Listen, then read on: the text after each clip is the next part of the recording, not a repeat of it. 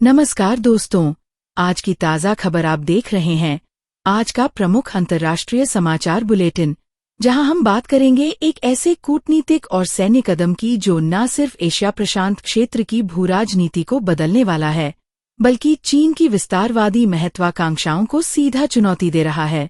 ये खबर है भारत और फिलीपींस के बीच हाल ही में हस्ताक्षरित नए सैन्य संयुक्त सेल समझौते की।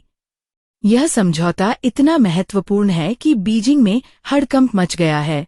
चीन को जरा भी अंदाजा नहीं था कि नई दिल्ली इतने तेजी से और इतने बड़े स्तर पर कदम उठा लेगी।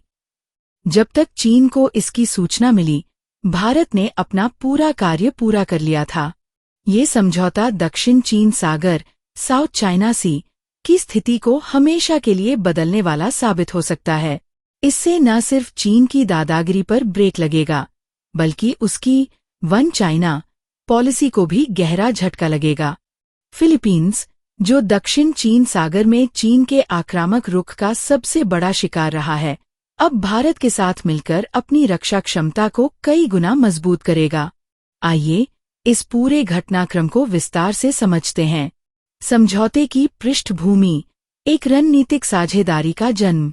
भारत और फिलीपींस के बीच ये नया सैन्य संयुक्त sale agreement, joint defence sale agreement, 5 अगस्त 2025 को हस्ताक्षरित हुआ, जब फिलीपींस के राष्ट्रपति फर्डिनेंड मार्कोस जूनियर ने भारत की 4 दिवसीय राज्य यात्रा पर आए। यह यात्रा दोनों देशों के द्विपक्षीय संबंधों के 75 वर्ष पूरे होने का प्रतीक थी। इस दौरान 13 द्विपक्षीय समझौतों पर हस्ताक्षर हुए, जिनमें से सबसे प्रमुख था फिलीपींस भारत स्ट्रेटेजिक पार्टनरशिप की घोषणा। ये पार्टनरशिप 2025 से 2029 के लिए एक एक्शन प्लान पर आधारित है, जो रक्षा, समुद्री सुरक्षा, व्यापार, डिजिटल और अंतरिक्ष प्रौद्योगिकी जैसे क्षेत्रों में सहयोग को बढ़ावा देगी। भारत के रक्षा सचिव गिरिधर अरमान ने मनीला में हुई 5वीं JDCC बैठक में फिलीपींस को आमंत्रित किया कि वे भारत की डिफेंस इंडस्ट्री के साथ संयुक्त हथियार उत्पादन में भाग लें।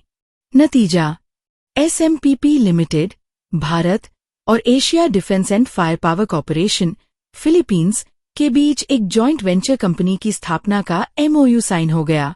फिलीपींस के कानून के तहत इसमें कम से कम 60% फिलिपिनो स्वामित्व होगा, जो टैक्स इंसेंटिव्स और ड्यूटी फ्री आयात की सुविधा देगा। ये कदम भारत की एक्ट ईस्ट पॉलिसी का 10वां वर्ष पूरे होने का प्रतीक है, जो दक्षिण पूर्व एशिया के साथ संबंधों को मजबूत करने पर केंद्रित है। फिलीपींस के लिए यह self line defence posture programme का हिस्सा है, जहां वे आयात पर निर्भरता कम करना चाहते हैं। समझौते की प्रमुख विशेषताएं। हथियारों से आगे की साझेदारी। यह समझौता सिर्फ कागजों पर नहीं, बल्कि जमीन पर अमल के लिए डिजाइन किया गया है। इसके तहत भारत और फिलीपींस मिलकर कई प्रकार के डिफेंस इक्विपमेंट विकसित और उत्पादित करेंगे। पहले से ही भारत ने फिलीपींस को ब्रह्मोस सुपरसोनिक क्रूज मिसाइल की पहली खेप सौंप दी है। यह सौदा $375 मिलियन का था और दक्षिण चीन सागर में चीन के खिलाफ फिलीपींस की क्षमता को दोगुना करने वाला है। लेकिन अब यह साझेदारी इससे कहीं आगे बढ़ चुकी है। संयुक्त उत्पादन और assembly, long range missiles, mortar shells, hand grenades, navy के लिए 360 डिग्री रडार सिस्टम और short range air defence missiles अब फिलीपींस में ही भारतीय सहयोग से तैयार होंगे। इससे उत्पादन लागत कम होगी और सप्लाई चेन मजबूत बनेगी। विशेषज्ञों का मानना है कि यह जॉइंट वेंचर न सिर्फ फिलीपींस की सेना को मजबूत करेगा, बल्कि इन हथियारों को तीसरे देशों में निर्यात करना भी आसान हो जाएगा। भारत का डिफेंस एक्सपोर्ट, जो पहले से ही $2.5 बिलियन के पार पहुंच चुका है, अगले कुछ वर्षों में कई गुना बढ़ सकता है।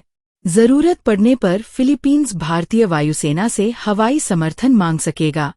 यह कदम दक्षिण चीन सागर में हवाई निगरानी को मजबूत करेगा, जहां चीन के लड़ाकू विमान अक्सर उकसावे की कार्रवाई करते हैं।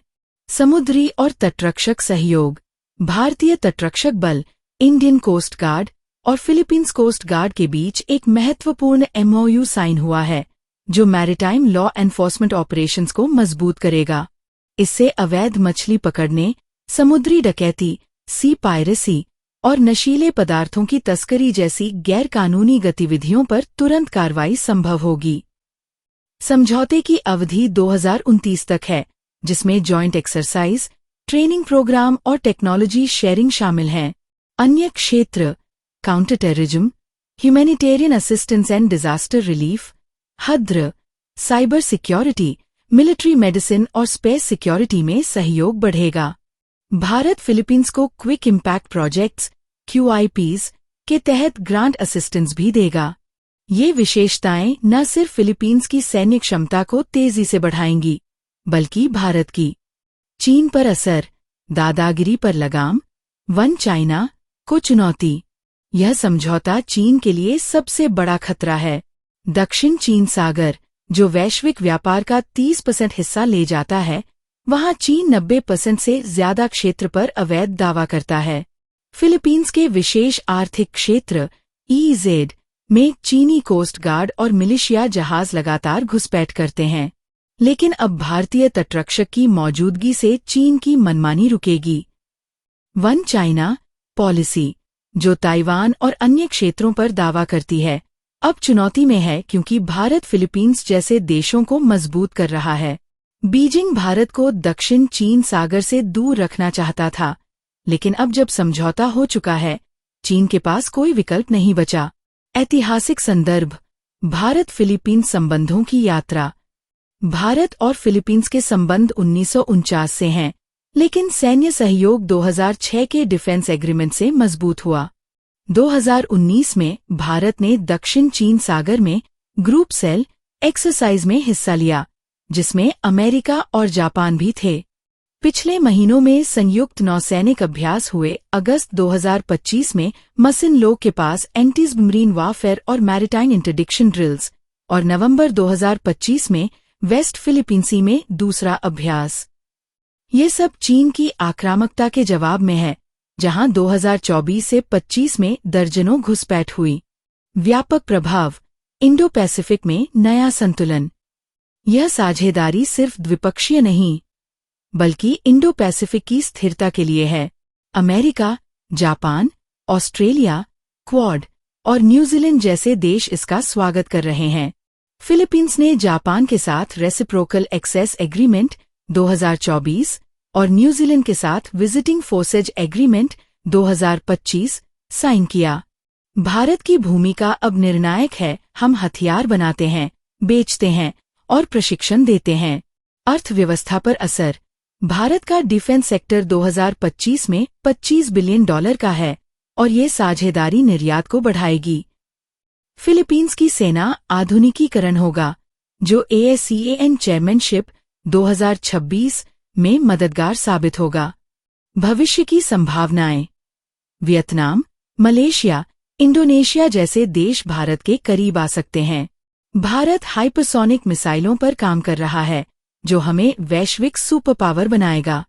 यह नीति चीन के भारत विरोधी प्रयासों, जैसे पाकिस्तान को सहायता, का कूटनीतिक जवाब है।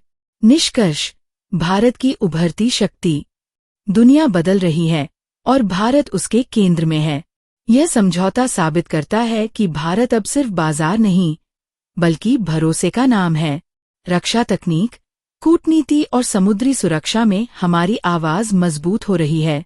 फिलीपींस के साथ यह साझेदारी पूरे क्षेत्र के लिए मोड़ साबित होगी। आपकी राय क्या है? क्या भारत को अपनी नेवी और डिफेंस तकनीक को और देशों तक पहुंचाना चाहिए? कमेंट्स में बताएं। धन्यवाद।